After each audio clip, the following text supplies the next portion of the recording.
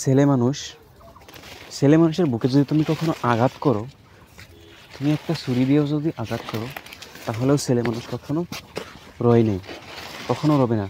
তবু বলবে, ওর বুক থেকে দেখবে রক্ত বের হচ্ছে, একদম রক্ত এরকমভাবে বের হচ্ছে, আর বলতে নেই। তবু সে বলবে, কিছুই হয়নি আমার, আমি ভালো আছি। তারপরে তুমি যখন দেখবে ছেলেটার কেউ কিছু করেনি, তখন সেই ছেলেটা রয়েছে, বহুত কান্না করছে, ছেলে মানুষের মতো বহুত কান্না করছে, তাহলে তোমরা জেনে নিও সেই ছেলেটার স্বপ্নের পাহাড়টাই ভেঙে চুরমার হয়ে গিয়েছে। কারণ ছেলে মানুষরা এভাবে কখনো কাঁদে না। তাকে কেউ একজন এরকম আঘাত দিয়ে কথা বলেছে, আর বলতে পারবো না। তাই ছেলেদের কান্নার সময়টা কখন আসে ভালো করে চিনে রাখো।